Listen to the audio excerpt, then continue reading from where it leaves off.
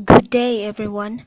I am Queenie Jane Pino, a third-year IT student from St. Rita's College of Balingasag. Today, I will teach you how to use MySQL Insert Into.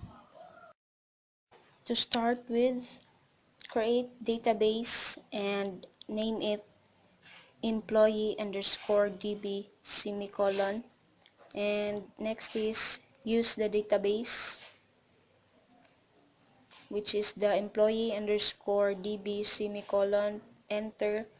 The next is create a table employee with its attributes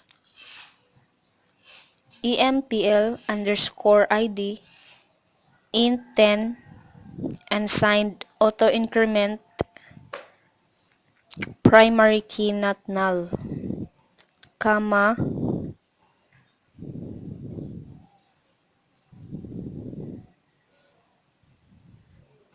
enter, then empl underscore full name varchar 30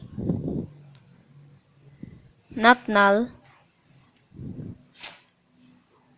then comma, then enter.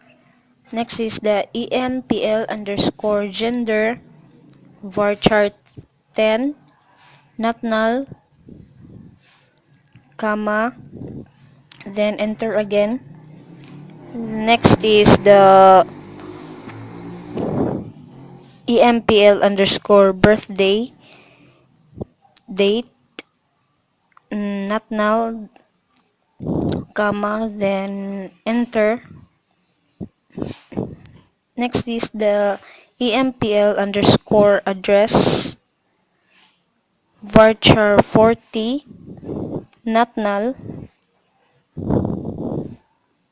comma, and enter.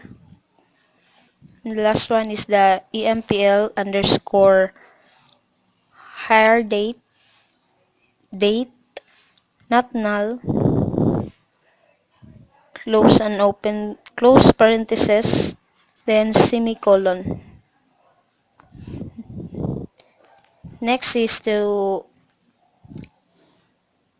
insert a values to the employee. Type insert into employee values. So one is the employee ID.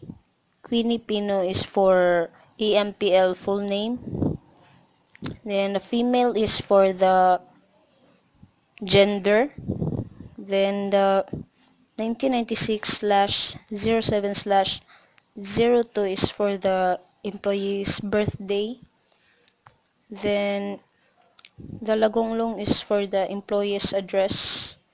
Then the 2015/03/22 is for the employee's hire date.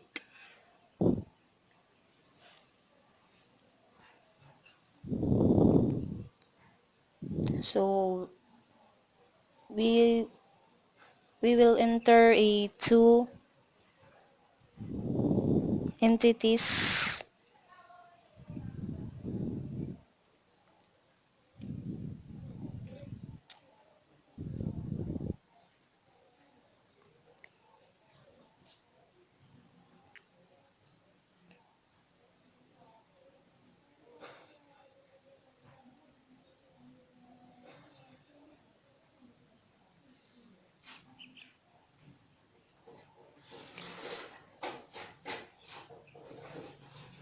Just make sure to input all the correct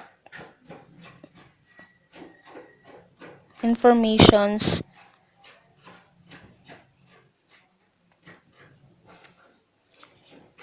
Then enter.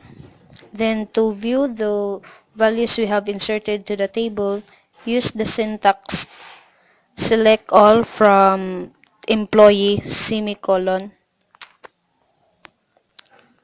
Then so these are the following values inside the table.